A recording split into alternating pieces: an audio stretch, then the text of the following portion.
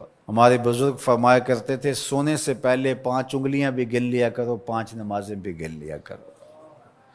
اگر 5 نمازیں پوری ہیں تو اللہ کا شکر ادا کیا کرو کہ تمہیں توفیق اس نے عطا کی۔ اللہ اکبر۔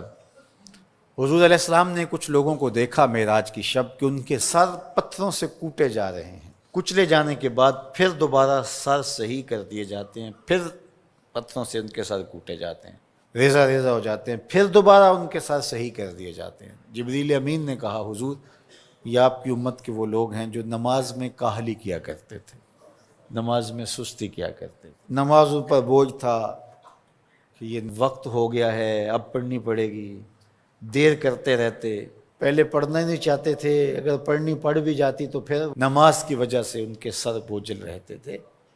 آج ان کے وہ سر کوٹے جائیں گے۔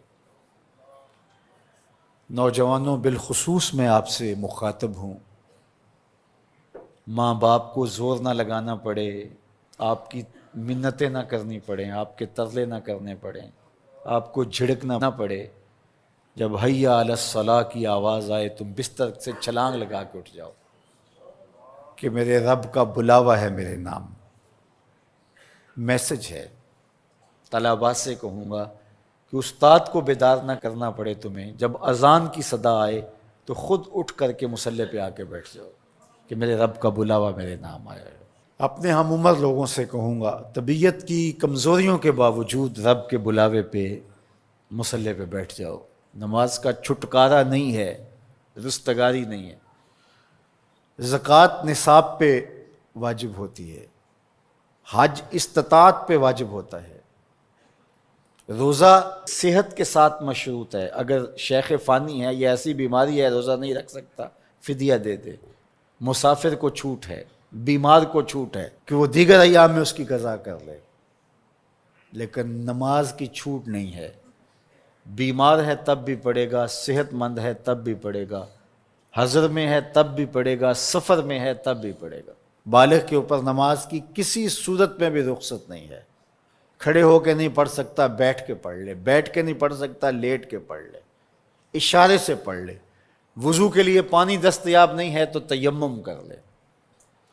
حالت سفر میں ہے قصر کر لے، آدھی پڑھ لے، پوری نہ پڑھے۔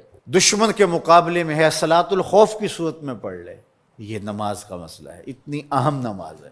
تو جن کے سر بوجھل رہے نماز سے، سردیوں میں ہوتا ہے اوپر نیچے نمازیں آ رہی ہوتی ہیں، ابھی عصر پڑھ کے گھر پہنچے تو پھر مغرب کی آ گئی، مغرب گھر کے پہنچے تو پھر عشاء کی آ گئی، تو کئی لوگ کہتے ہیں اے تو مولویاں نے آت چکی ایک، ابھی تو پڑھ کے آئے ہیں۔